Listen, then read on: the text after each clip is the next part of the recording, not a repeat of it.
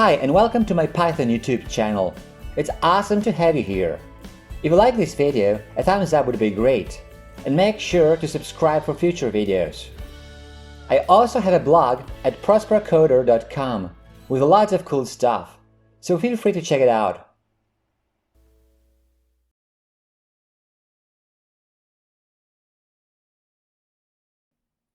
In one of the previous parts of this series, we created a basic Race Screen GUI. This is the screen where we're going to spend most of the time during the game. So what do we have now? Here's the Python code, very simple. And here you can see the Kivy file. As you can see, it's very basic. Actually, you can only see the main areas, which are info, stats and buttons, the track, the bets. If you run this program, you will see this. The three main areas here. Okay, so this is what we have. And what are we aiming at? Well, the final version of the race screen should look something like this. Here's the settings screen and here is the race screen. What we have and what we're aiming at are not very much alike. This means there's a lot of work to do. Actually, it means much more work than we can do in one part. So here we're only gonna start. But before we start, just one remark. In the final version, you can see the bets area near the bottom. Here's the bets area. In the final version, this part will be a separate screen which will be inserted here and will be replaced by the results screen when each race is finished. So let's just start and finish. Look at this, bets, go. The slugs are racing. Now this one is crossing the finish line. And now we have here the results screen, which replaced the bet screen.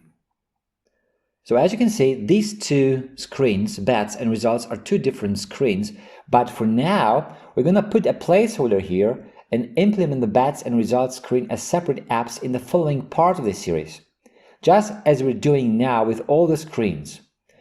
This is because we can run each of them separately and see how it looks.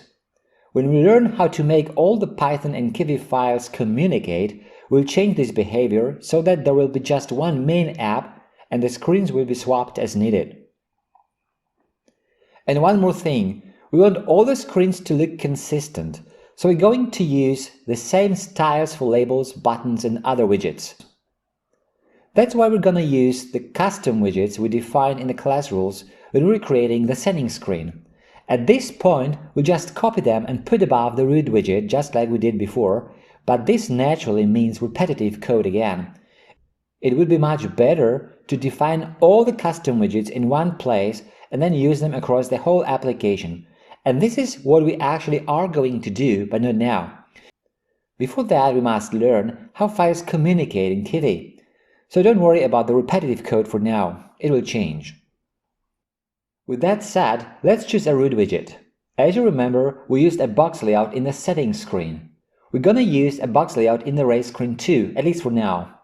So let's modify the Python code. Let's create our root widget, which inherits from box layout. And now we have to return this root widget over here.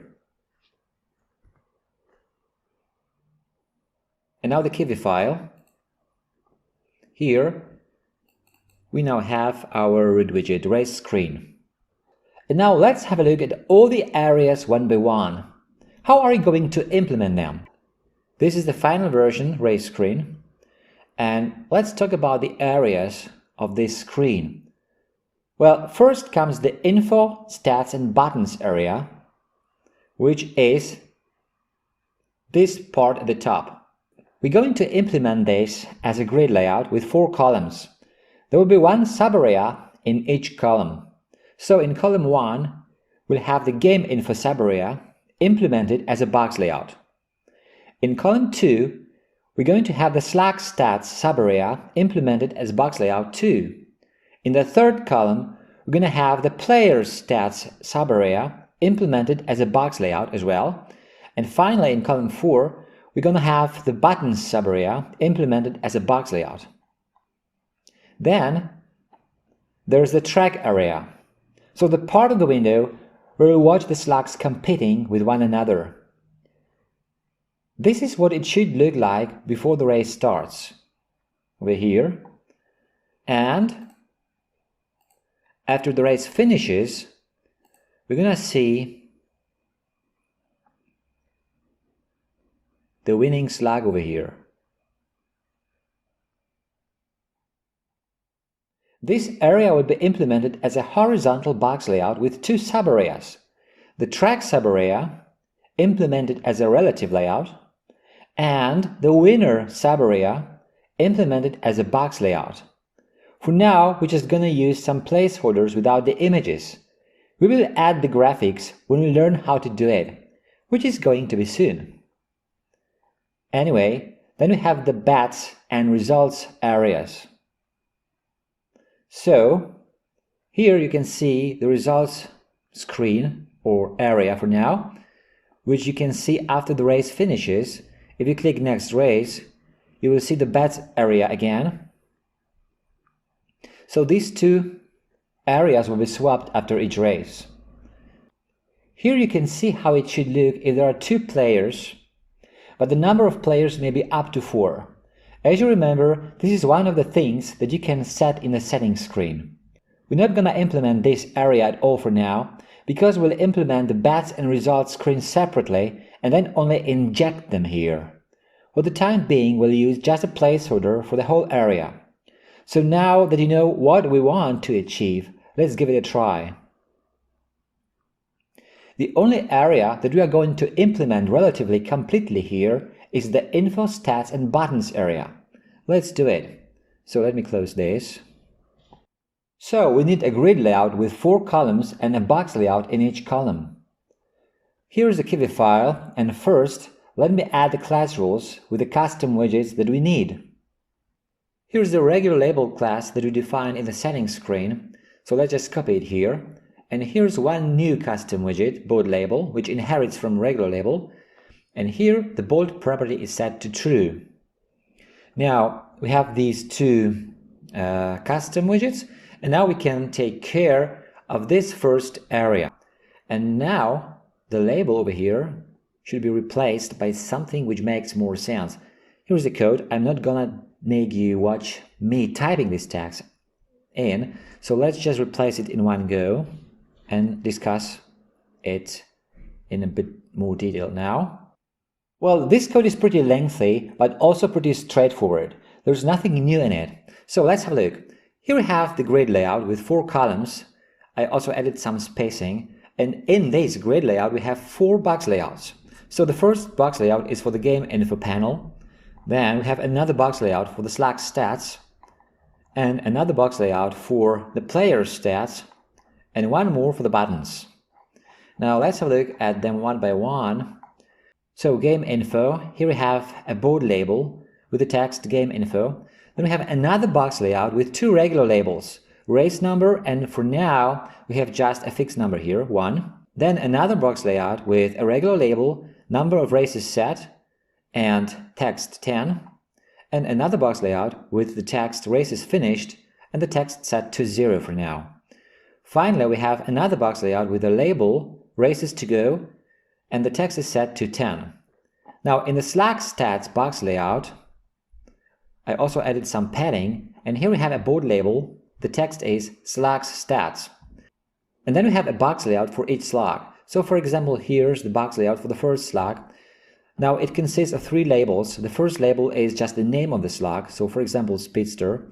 Now then the next label is for the number of wins, 7 wins for example, and another label for the number of wins expressed as a percentage. So these values are for now hard-coded, but this will change later naturally. And now we have another box layout for trusty, which is the second slug, for iffy and for slowpoke. Then we have the player stats box layout with the bold label with the text player stats, and then we have a box layout for each player.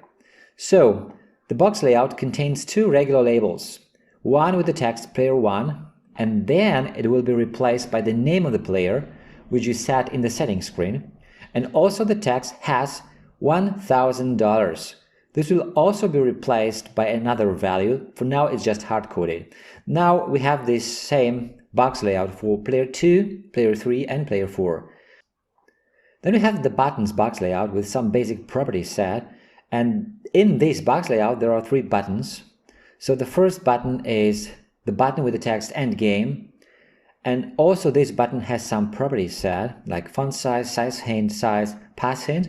Then we have another button with the text Instructions and one more with the text Sound. Each of these buttons has some properties set, as you can see.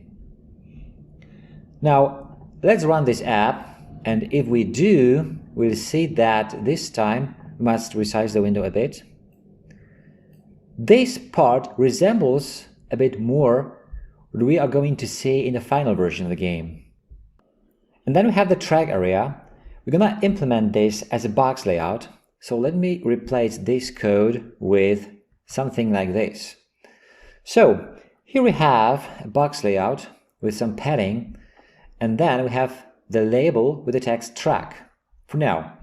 Then we have the winner box layout with some basic settings here, and here we have 3 labels. The first label says the winner is, it's bold. Then we have the label with the text trusty, for example, is also hard-coded here, and the label with the text winner.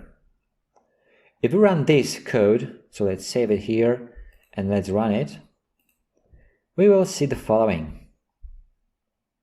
Maybe after resizing the window a bit. So here's the track, which will be replaced by the image of the track later, and here's the winner area. The winner is trusty, and winner, here will be the image of the winning slug. Although still very incomplete, this will have to do for now. I'm not gonna touch the bets area here because we'll build the bet screen from scratch in the next part.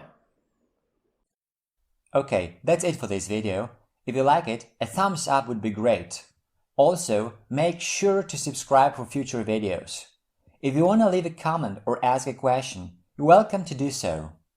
Thanks for watching.